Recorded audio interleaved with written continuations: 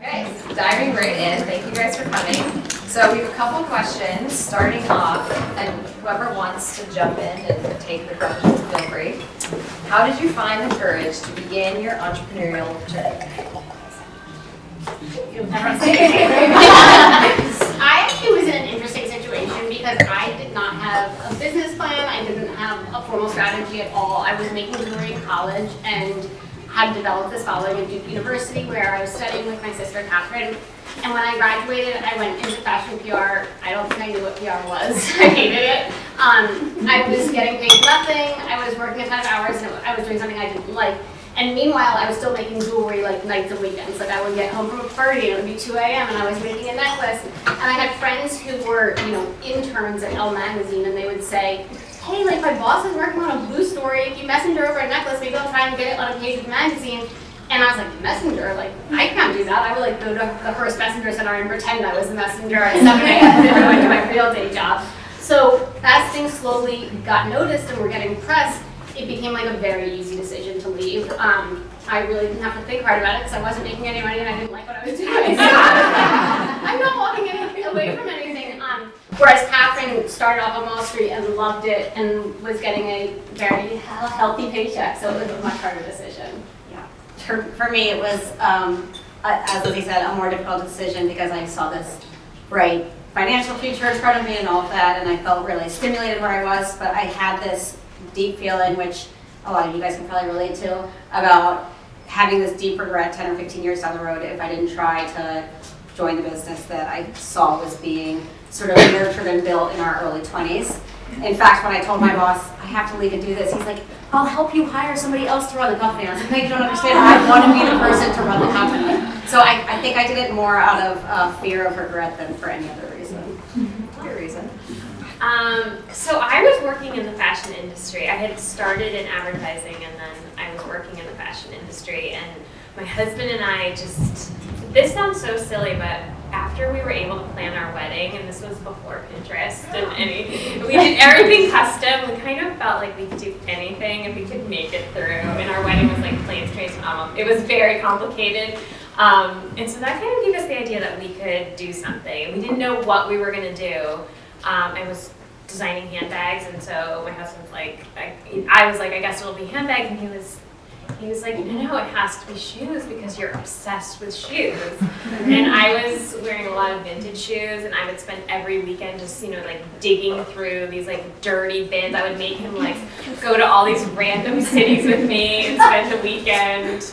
And he was just like, it has to be shoes, that's your passion. And I said, I don't know how to design shoes, I've never done it. Everyone tells me it's so hard. And he was like, well, we're actually going to a wedding in Italy in 6 weeks, so figure it out. And I was like, oh yeah. So I took a class in shoemaking, and I baked my first glass in our toaster oven. And I pretended to these factories in Italy that I was like this really big deal. I'm a terrible liar. And I pretended that there were so many factories that wanted to work with us.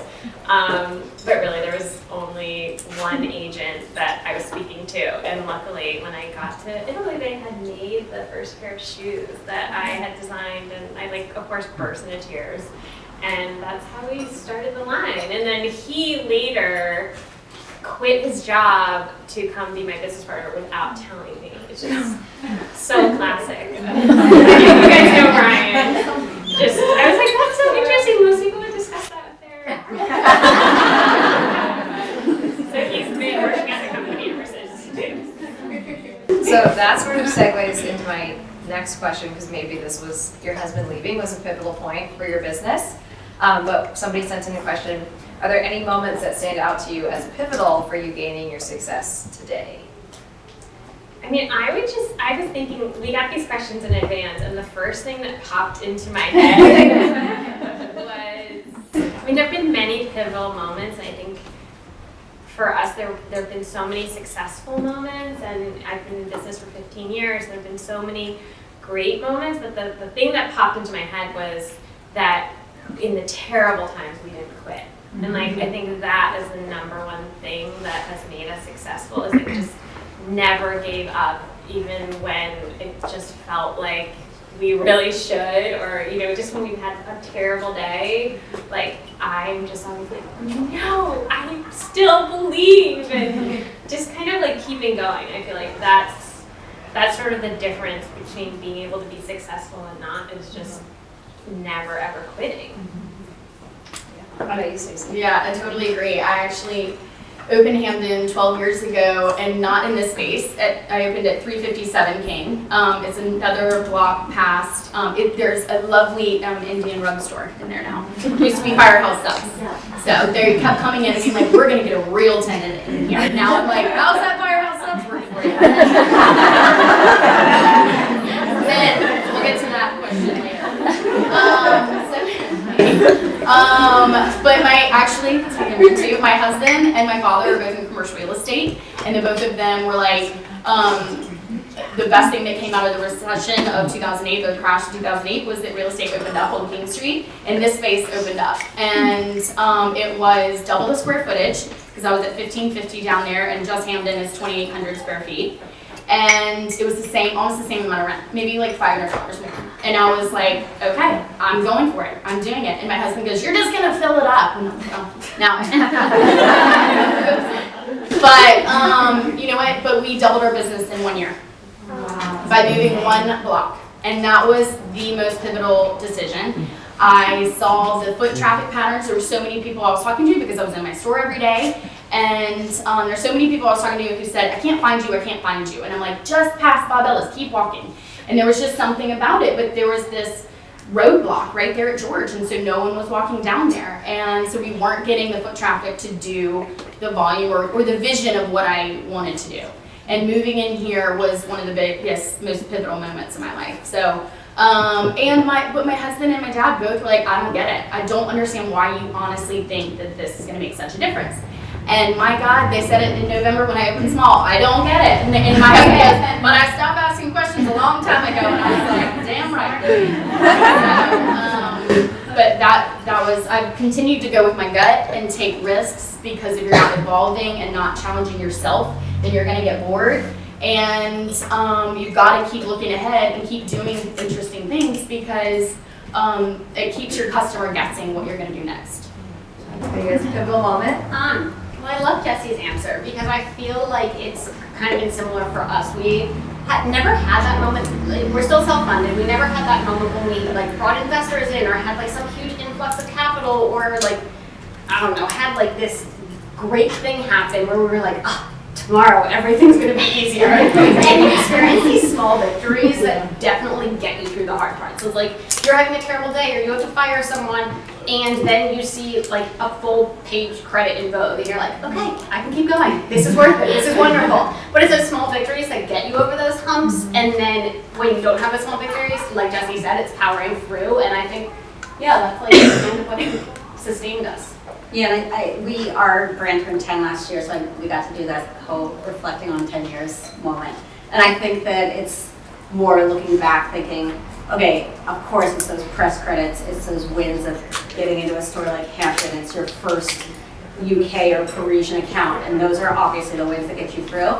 But then it's also like, oh my gosh, I built a sustainable business. I've kept, single moms who get to work from home making jewelry, like in business, having their own living wage for the last 10 years. And a lot of our women, because so much of it is handmade in New York, like will really take projects home and work from home. And actually our head seamstress joined before I did. She was pregnant when Lizzie found her on Craigslist 11 years ago. And now her son is like a 6th grader. So it's just incredible to realize that we've actually built something that is sustainable, and people are always like, what's the big end goal? I'm like, the end goal is what we're doing, which is sustenance. It's not like we're gonna, go and become the next Kate Spade necessarily. We wanna create something meaningful that can sustain more than having some overnight, crazy growth.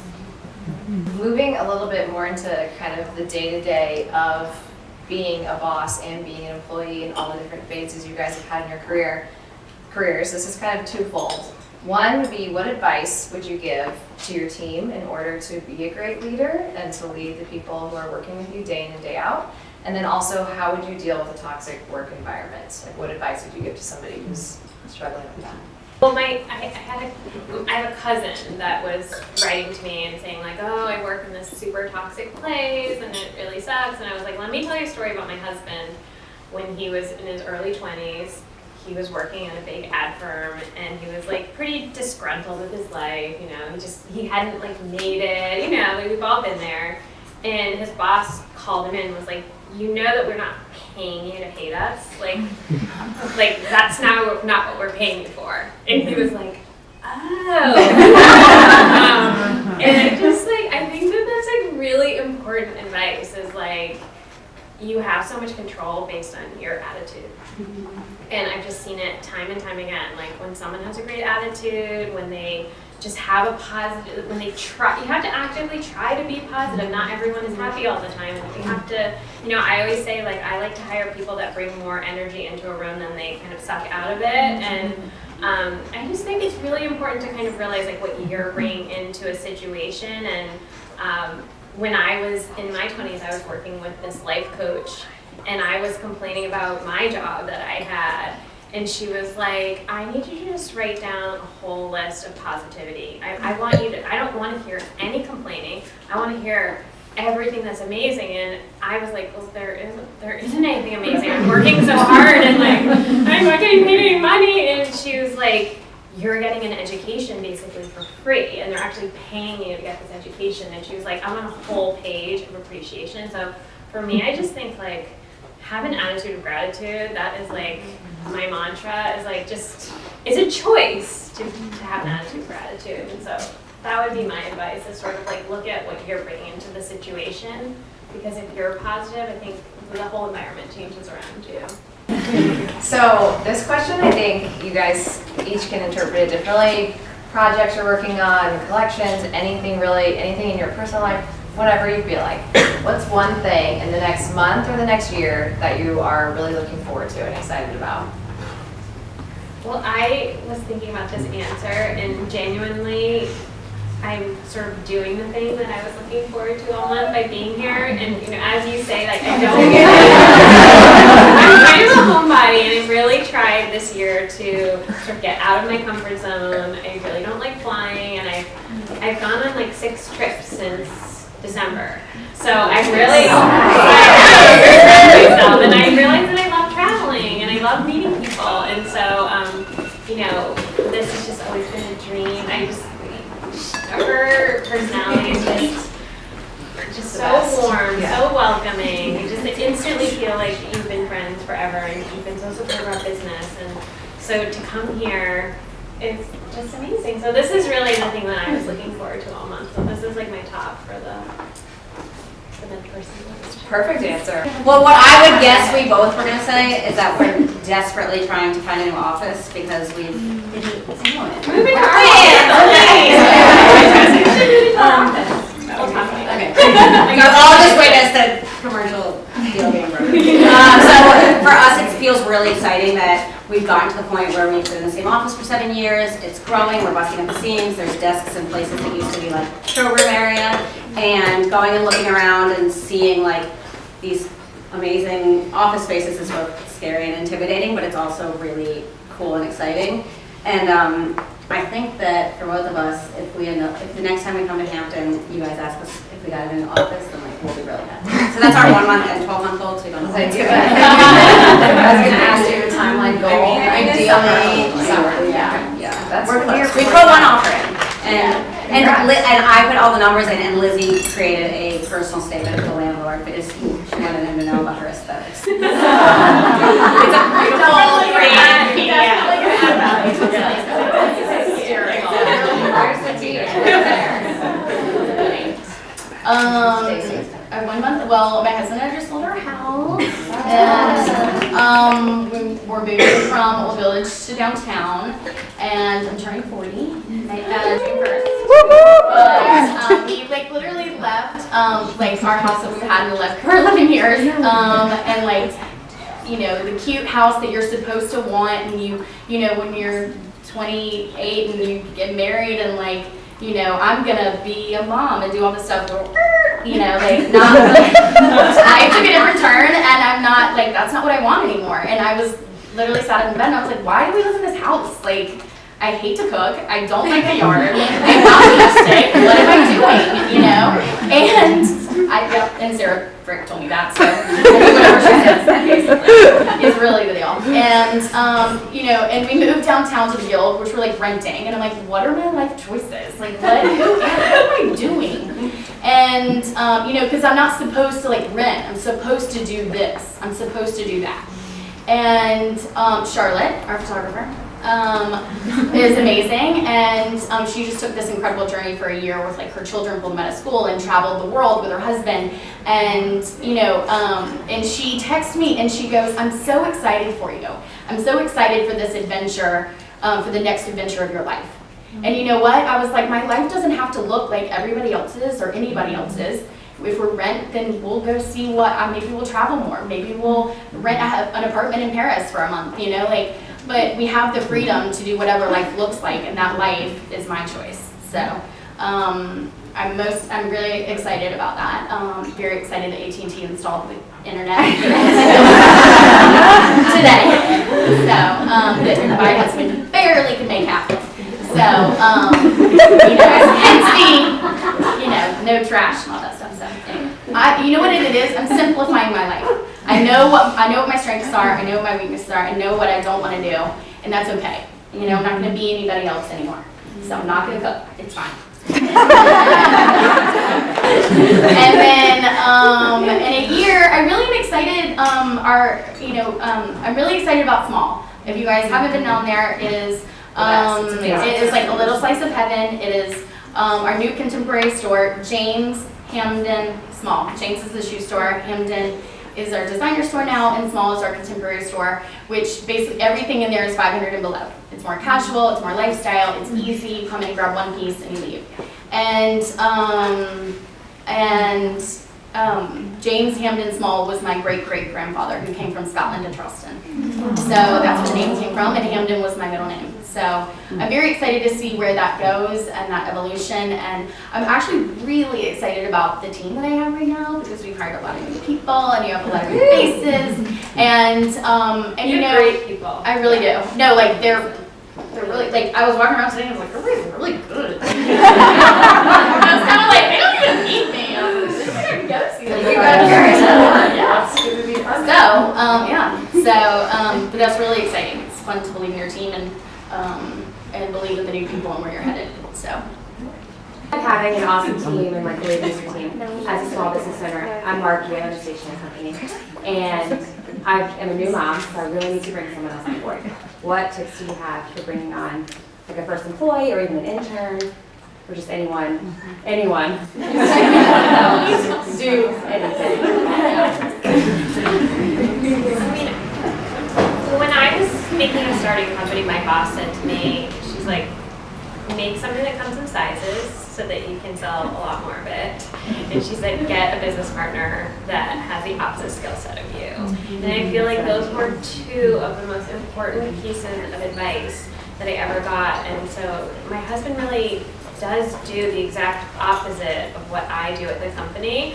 And I think that's really important, is to sort of like realize, like, I don't have to be great at everything. My husband he's amazing at recruiting people. I'm the kind of person where, like, if someone says something mean to me, I'm like, oh my god, I can't handle it. Like, someone could tell him no 500 times, and he will ask the 501st time, and then they'll say yes. Like, he is like shameless. And he's just like the opposite of me in so many ways. And like, if I felt like I had to do everything that he does and vice versa, it would be kind of a disaster. So I feel like just kind of really knowing yourself and then finding that person, we can kind of have this instinct to hire people like ourselves. And sometimes we really need to hire someone who's the opposite of us so that we can get the work done that we need to get done. I would also say that sometimes, especially in the beginning, hiring someone is actually more work than not hiring someone, but in the long run, it's so worthwhile. I think that's what I'm afraid of. Yeah. But Like start getting with the control. Like, starting with an intern is a good, even if that's just a symbolic name for it, because they don't have to be like a college student. Yeah. But Especially with the summer coming up. yeah, I think starting with somebody who feels like a little more temperate, you don't completely have to commit to it, or maybe it's part-time is a good, but like, one of our absolute star employees started 6 years ago as a 3-day-a-week freelancer, and now she's like her person. It's like she's amazing. Desmond started as an intern. Yeah. 5 years ago. I changed it to the door, you can't leave now. So it feels like a little less committal. It also means that if they're not the right fit, you're like, well, that was only 3 months anyway. Whereas if they are the right fit, then after 3 months, you're like, do you want to stay full time? So I think that that's a nice, like, lower pressure way for you and for the person. It also means you can test it. Like, no one's going to be great in the first week. You just had a new person start, and like, shame on me. I was like, Lizzie, I don't know. I have these complaints. She's been here for 2 days now. Like, you've got to give the first 3 months. And then by then you should probably know, but 3 months is a good learning curve. And then, but then if you do know, you should end it sooner than later. Do not stay in I would just also say, like, people aren't mind readers, and like, if you train people, they will blossom into the person you want them to be.